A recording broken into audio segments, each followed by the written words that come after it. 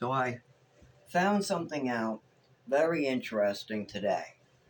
Now I already knew to do this, but which one to choose and which one actually could work and still be used on the skin and actually have some benefits, I know which one I'm going to choose in the future. So when suspending the lidocaine crystals at about 5%, you're going to want to measure it out to about 100 grams.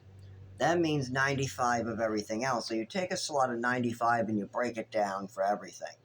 You're going to have a little loss through evaporation, but if you keep it covered, try to fume it out, keep it on low, by the way, like 250, you should be good.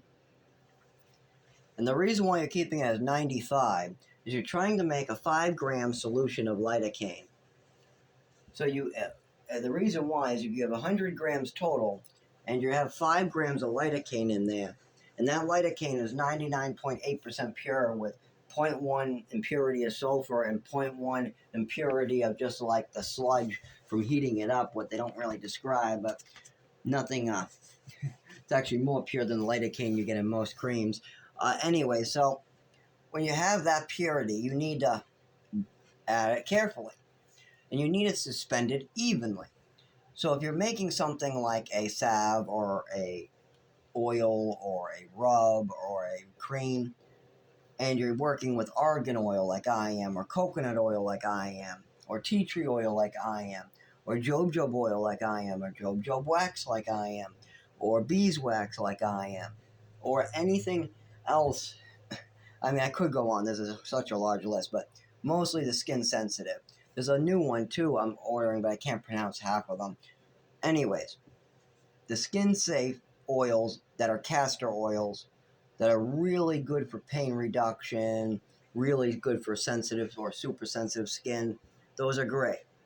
But lidocaine crystals don't like to really disperse evenly through oils. And for one, even if heated up, it still doesn't do a great job. And you don't heat up lidocaine. That's a big no-no. You can maybe with like a fume hood or something, but you're going to get some cook-off, some evaporation. So it's good to add cold as it cools down as you're solidifying and you're evenly distributing the mix.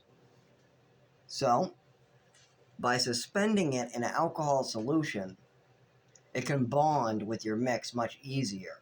And alcohol will evaporate as well evenly and disperse the lidocaine evenly.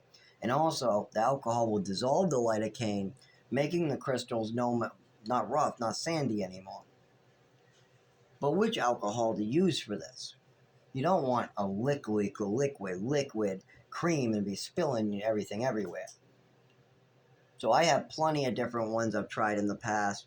Right now, I have isopropyl alcohol. I have some leftover lemon-scented ethanol hand sanitizer, which also would work with the gelatin, but the lemon and some of the crap in there I don't want at all. And I have aloe alcohol, so aloe ethyl alcohol. I have that, and by far, aloe vera, gelatin, a tiny bit of water, and then a high percentage of alcohol at 70% is perfect. And that's ethyl alcohol, by the way. So I suspended and dissolved lidocaine in that.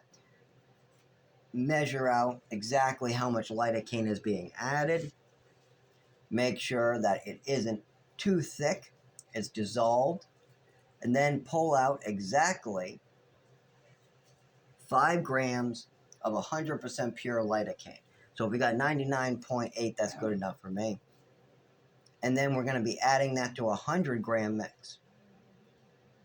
And then that should disperse evenly as it cools down because you're stirring constantly and adding energy.